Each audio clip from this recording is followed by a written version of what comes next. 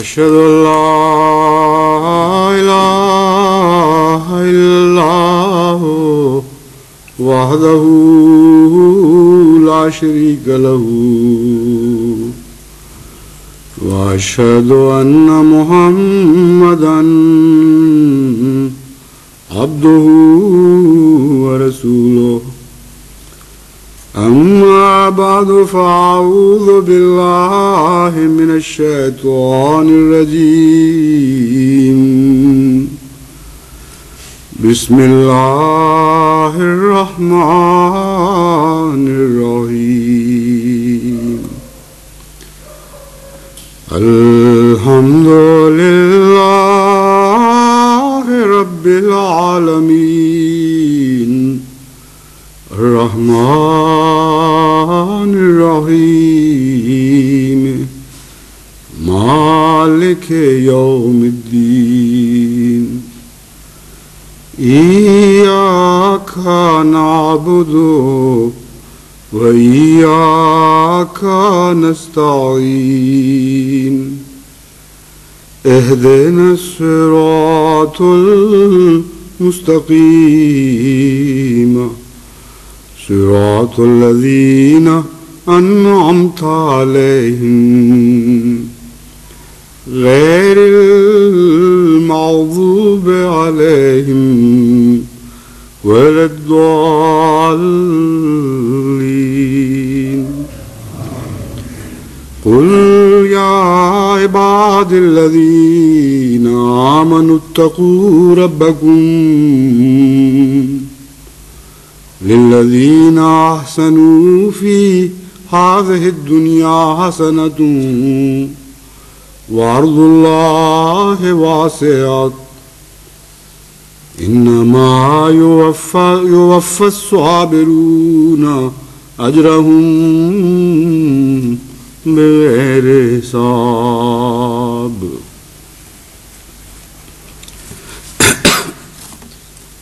غم اور خوشی اور خوف اور امید یہ انسانی طبیعتوں پر مختلف رنگ میں اثر انداز ہوتے ہیں. بعض انسانوں کے دل چھوٹے ہوتے ہیں، ان کا ظرف کم ہوتا ہے،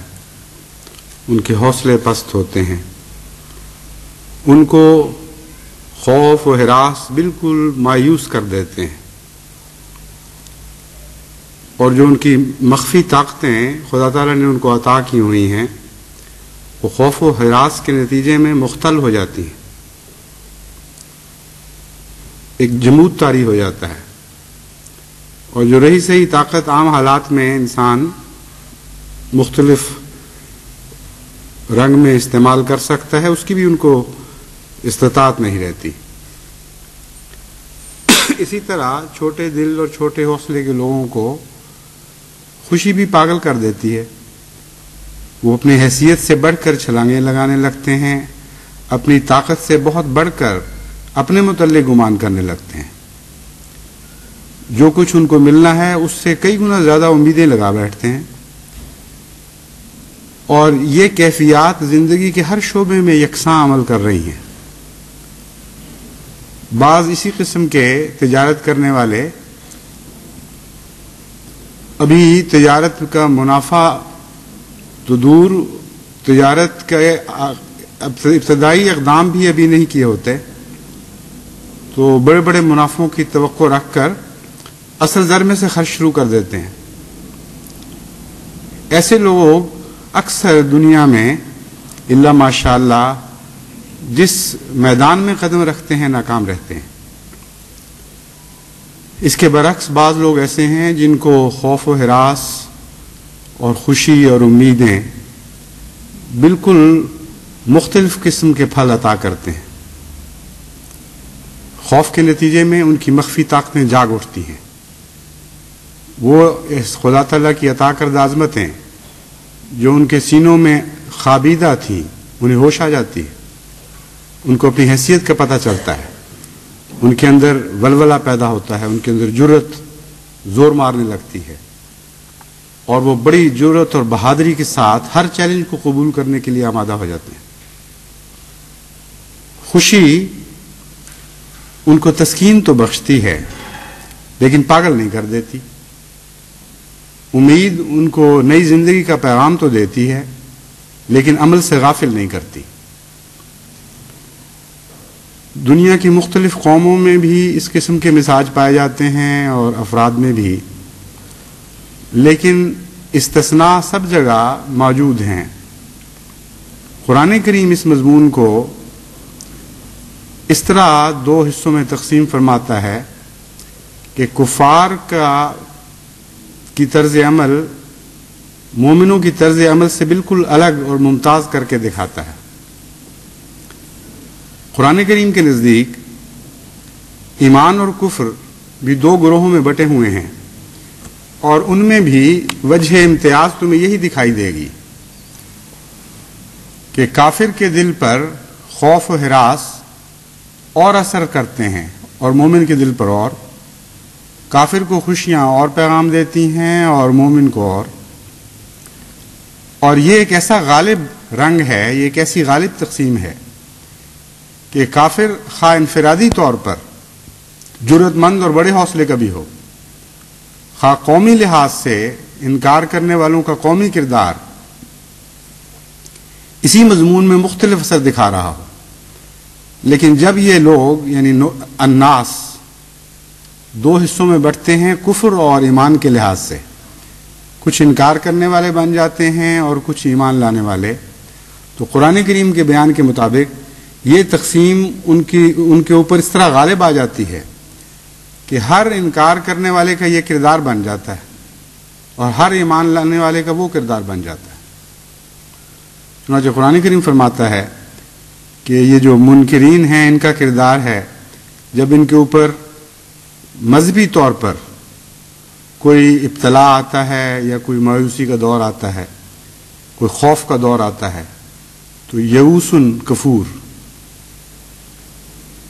وہ مایوس بھی ہو جاتے ہیں اور ناشکری کی باتیں بھی شروع کر دیتے ہیں۔ وہ کہتے ہیں یہ کیسا خدا ہے اس نے ہمیں چھوڑ دیا، یہ کیسا خدا ہے جس نے اپنے وعدے پورے نہیں کیے، یوں ہی فرضی باتیں ہیں، یوں ہی قصے ہیں۔ گویا بنیادی طور پر عدم ایمان کے نتیجے میں انکار پیدا ہوتا ہے، اور انکار بعض حالتوں میں ننگا ہو جاتا ہے، خصوصاً خوف اور ہراس کے وقت۔ دوسری صورتوں میں بھی خدا تعالیٰ فرماتا ہے جب ان کو خدا تعالیٰ کوئی نعمت عطا کرتا ہے، منکرین کو جو خدا پر ایمان نہیں رکھتے، اس کی قدرتوں پر ایمان نہیں رکھتے، وہ کیا ہو جاتے ہیں؟ فرح فخور، چھوٹی سی بات پر اچھل جاتے ہیں اور تالی شروع کر دیتے ہیں اور فخر شروع کر دیتے ہیں۔ اسی طرح دوسری بہت سی آیات میں خدا تعالیٰ نے کفار کے کردار کو بحیثیت کفار نمایاں طور پر الگ کر کے دکھایا ہے، اور اس کے مقابل پر مومنوں کے کردار کو اس طرح واضح فرمایا کہ ہر غم ان کو نئے حوصلے عطا کر دیتا ہے، ہر ابتلا ان کو نئے عزم بخش جاتا ہے۔ جب ان کے ایمان پر آزمائش ہوتی ہے فزادہم ایمانا، وہ عجیب آزمائش ہے کہ بجائے ایمانوں کو کم کرنے کے ان کے ایمانوں کو بڑھا جاتی ہے، اور جب وہ خوش ہوتے ہیں یا خدا تعالیٰ کی عنایات سے حصہ پاتے ہیں تو فخر اور تعالی کی بجائے اور جھک جاتے ہیں اپنے رب کے حضور، اور ان میں عاجزی اور انکساری پیدا ہو جاتی ہے۔ چنانچہ